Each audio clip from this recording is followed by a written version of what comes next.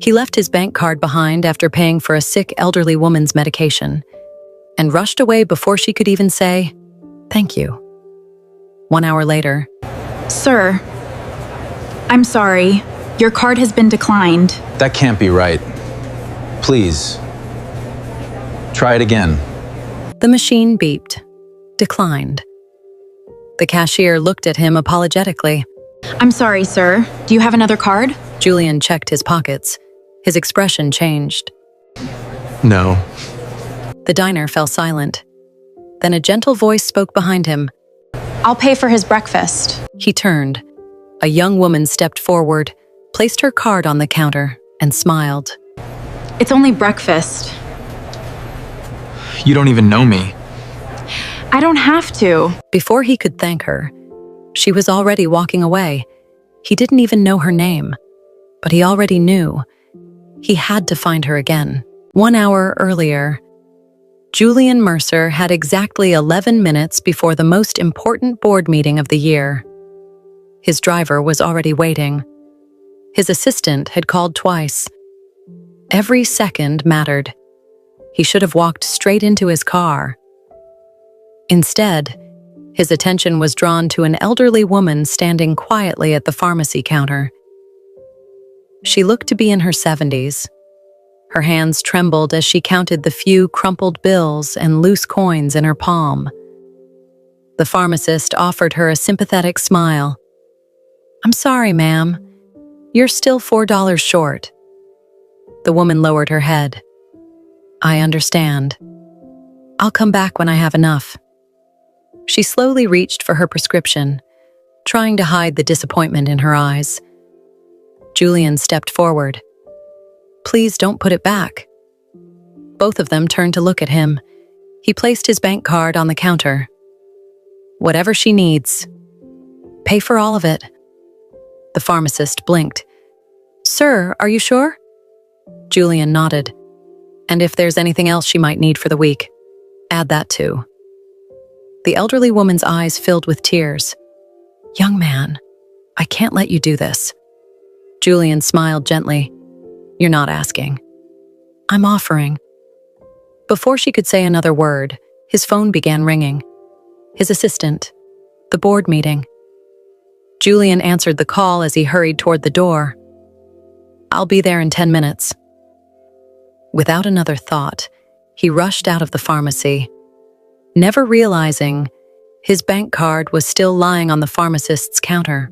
By the time Julian Mercer stepped into the boardroom, every seat around the long walnut table was already occupied.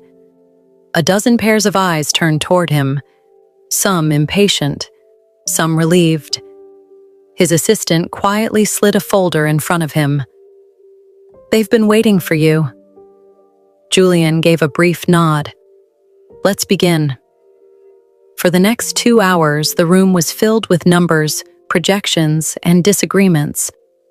One director wanted to cut funding for community outreach to increase profits. Another argued they should delay expansion until the following year. The discussion grew louder with every passing minute. Julian listened without interrupting. When everyone had finished speaking, he finally leaned forward.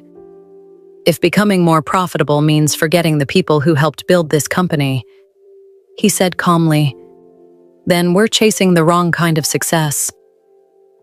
The room fell silent. No one argued after that. The meeting ended with a unanimous vote. As the directors gathered their files, one of them smiled. "I don't know how you do it, Julian.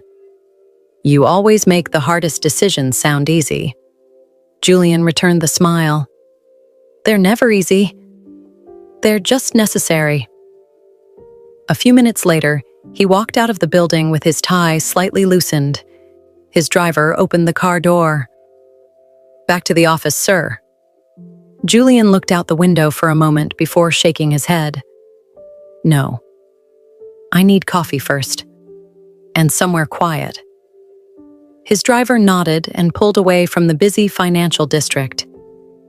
Neither of them noticed that the bank card Julian had used at the pharmacy was still sitting on the pharmacist's counter.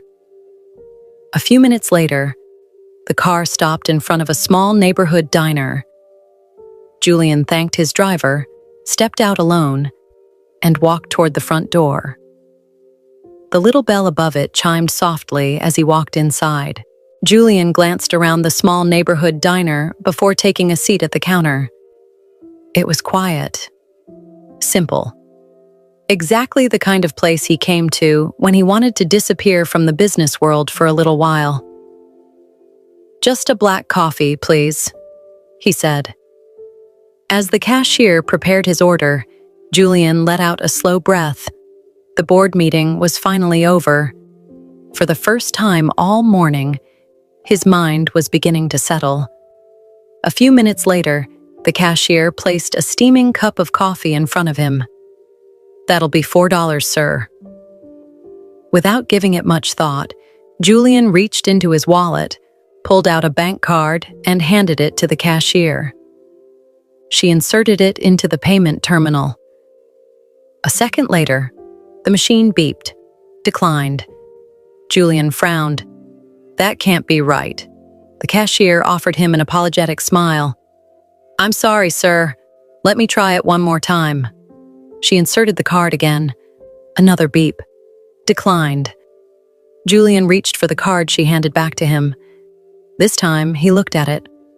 A quiet sigh escaped him. "Oh." A faint, embarrassed smile crossed his face. "This is my old card. It expired months ago." He slipped it back into his wallet, then searched for his usual bank card. His smile slowly faded. One pocket, then another. Nothing. That was when it hit him. He had left his active bank card behind at the pharmacy. The cashier looked at him sympathetically. "Do you happen to have another card, sir?"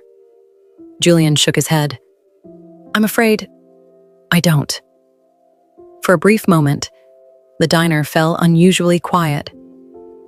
"I'm sorry," Julian said softly. "I honestly don't know how this happened." Before the cashier could answer, a gentle voice spoke behind him. "I'll pay for his breakfast." Julian turned. The young teacher who had been grading spelling tests walked over with a warm smile and placed her card on the counter. "It's only breakfast."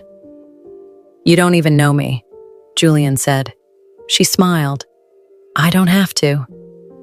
The cashier completed the payment and handed Julian his receipt. Grace picked up her bag and quietly returned to her table. Julian stood there for a moment, watching her. For reasons he couldn't explain, he knew he couldn't simply walk away. Julian picked up the coffee Grace had just paid for and walked toward her table. He stopped beside the empty chair. "May I?" Grace looked up from the spelling tests she was grading. A small smile appeared on her face. "That depends," Julian smiled. "On what?" She set her red pen down. "Are you about to spend the next 10 minutes trying to pay me back?" He laughed quietly. "No. I was actually hoping you'd answer one question." She folded the last spelling test and placed it neatly on the stack. "I'm listening." Julian looked at her for a moment before speaking. "Why did you help me?" "You didn't know who I was." "You didn't know if I deserved it." Grace shrugged gently. "I knew enough." He looked puzzled. She smiled. "You looked embarrassed. And you were trying very hard not to let anyone notice." "I've seen that look before." Julian frowned slightly. "You have?" She nodded. "I teach second grade. Children wear brave faces all the time. They pretend they're fine when they aren't. You learn to notice the things people don't say." Her answer caught him off guard. For a moment, he simply looked at her. Then he smiled. "I guess I owe you an explanation." "You don't owe me anything," Grace replied. "I know. But I'd like to tell you anyway." He wrapped both hands around the warm coffee cup. "This morning, I stopped at a pharmacy. There was an elderly woman who couldn't afford her medication. I paid for it and rushed to an important meeting. He shook his head with a quiet laugh. I was in such a hurry that I left my bank card behind. Grace smiled. So that's why you looked so confused. Julian nodded. I kept wondering how a simple cup of coffee had become the hardest thing I'd bought all week. That made Grace laugh. A real laugh. The kind that made Julian laugh too. For the first time that day, neither of them was thinking about missed meetings, declined cards, or the pressure waiting outside the diner. I'm Grace, she said, holding out her hand. Grace Miller. Julian took her hand with a warm smile. Julian Mercer. Neither of them realized it then, but what began with a $4 breakfast was quietly becoming the beginning of a story neither of them would ever forget. For the next 3 days, Julian told himself the coffee was the reason he kept thinking about that little diner. It wasn't. He knew it. On the 4th afternoon, his driver glanced at him in the rearview mirror. The office, sir? Julian looked out the window for a moment before smiling. No. The diner. The driver chuckled softly.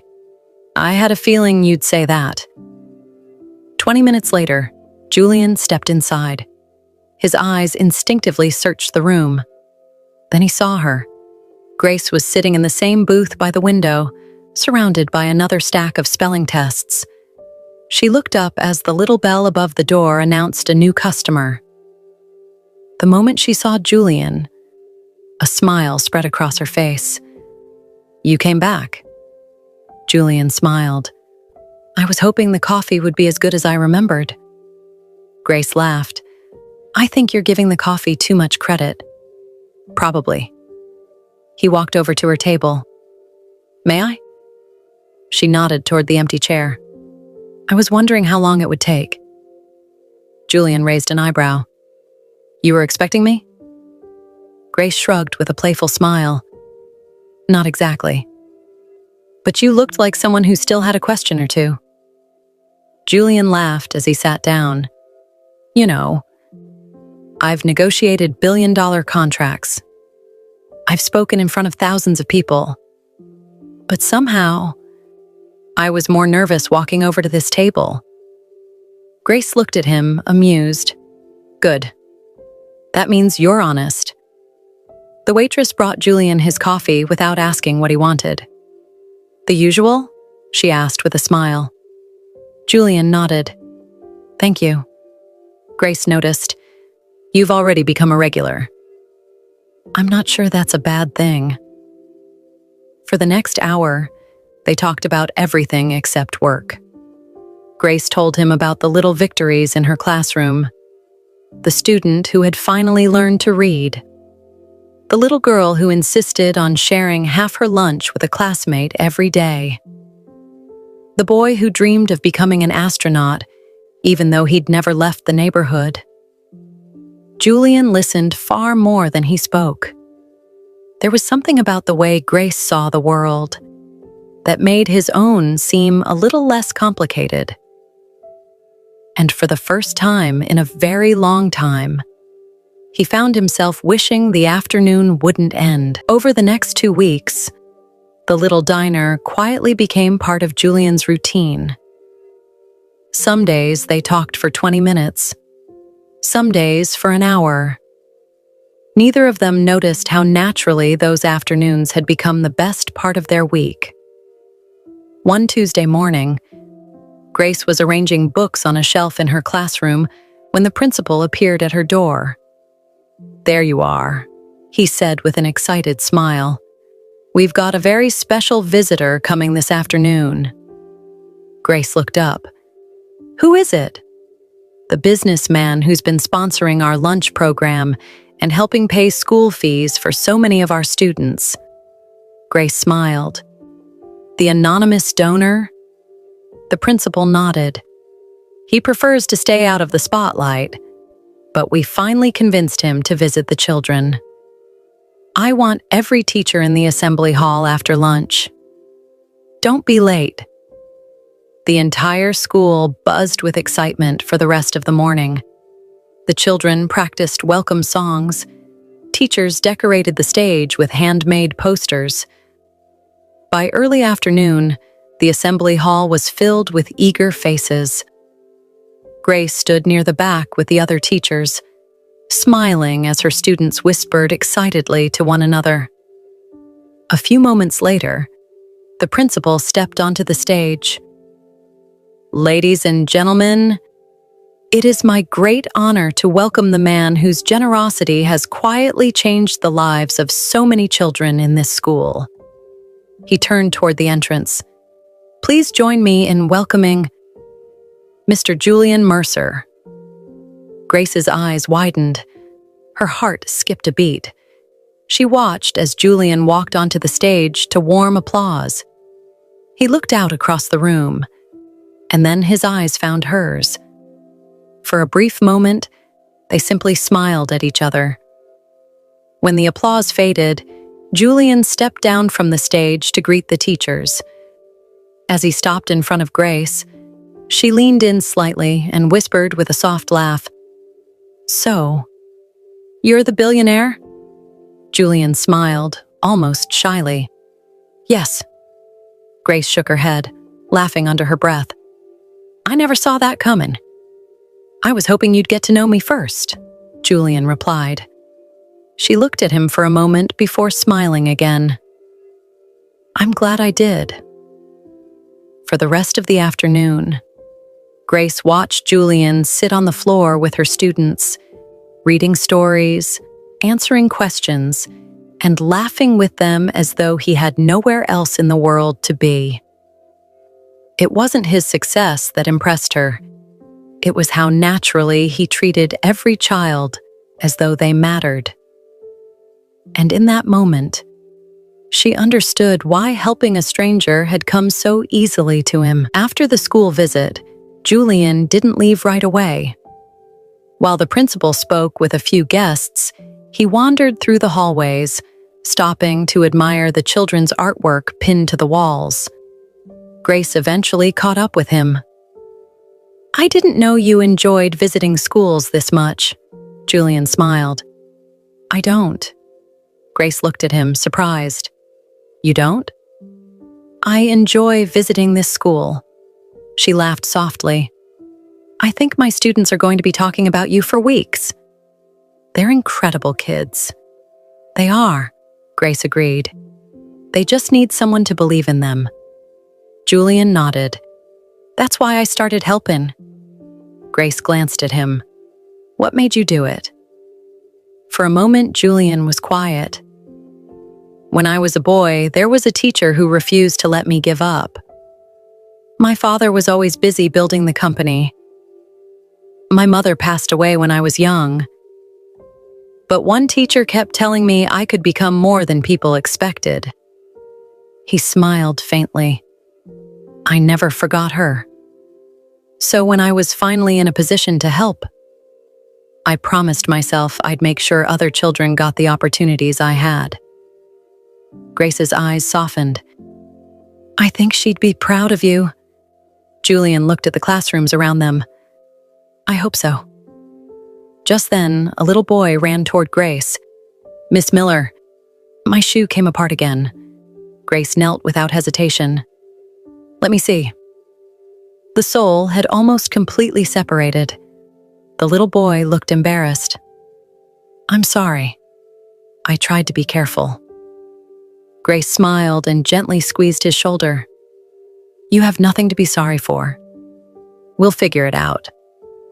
The boy hurried back to his classmates. Julian had watched the entire exchange without saying a word. On the drive back to his office that evening, he couldn't stop thinking about that little boy. The next morning, before the first school bell rang, several neatly packed boxes arrived at the principal's office. Inside were brand new shoes in every size for every child who might need them. There was no note, no company logo, no cameras. only a small card that read, "Every child deserves to walk into class with confidence." When the principal showed Grace the card, she smiled to herself. She didn't need anyone to tell her who had sent them.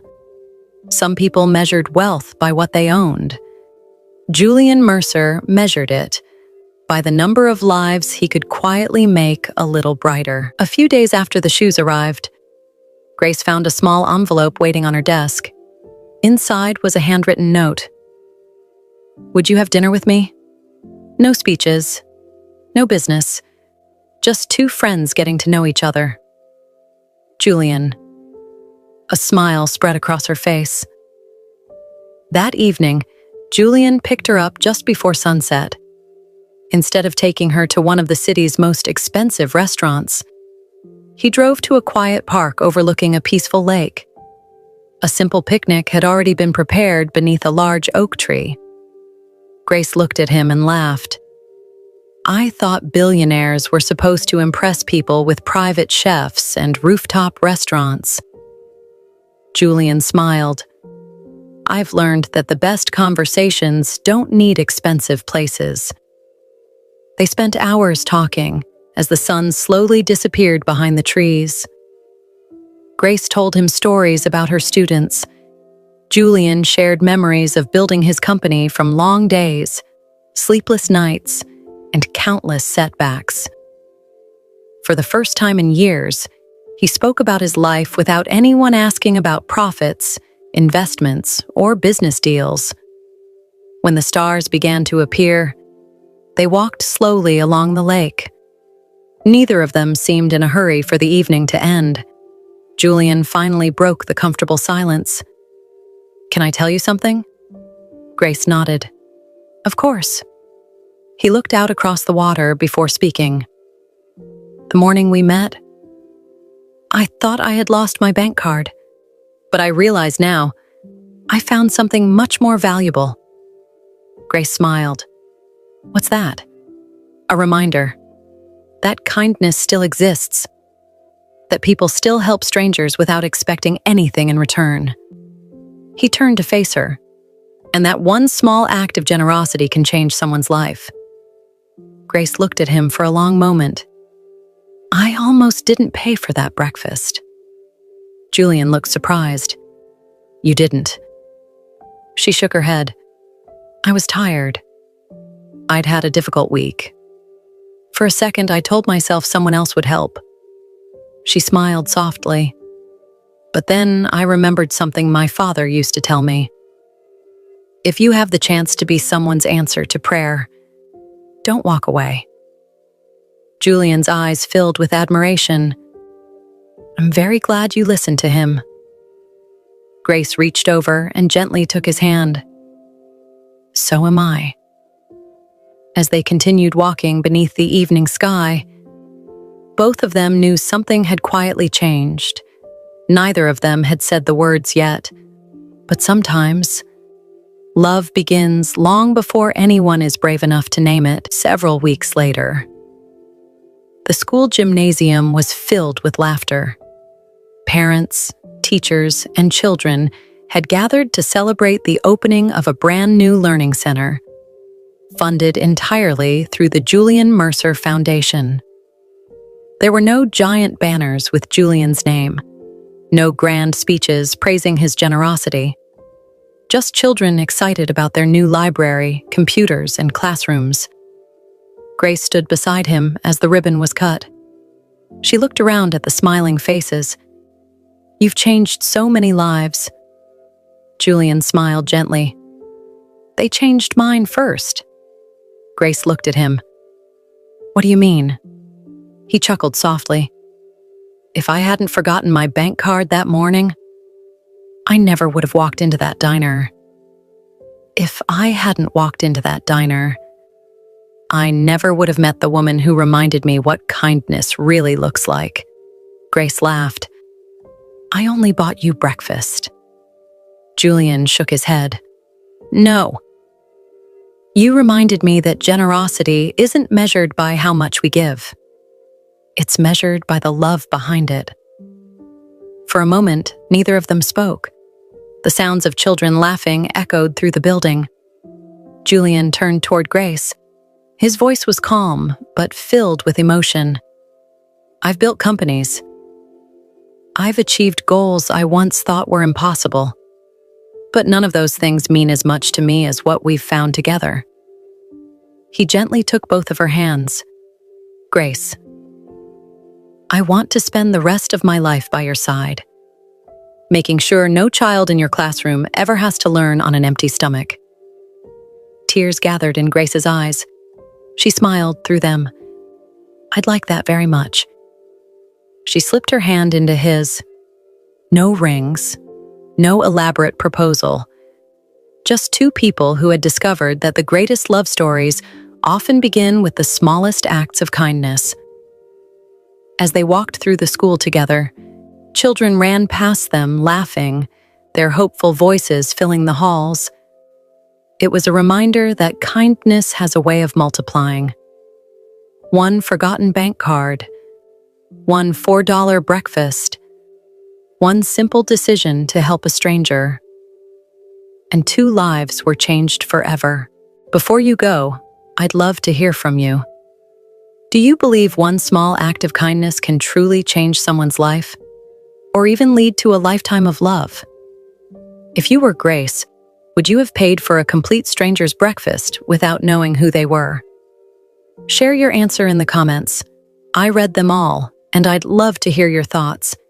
And if this story touched your heart, please take a moment to like this video, subscribe to the channel, and share it with someone who still believes kindness can change the world.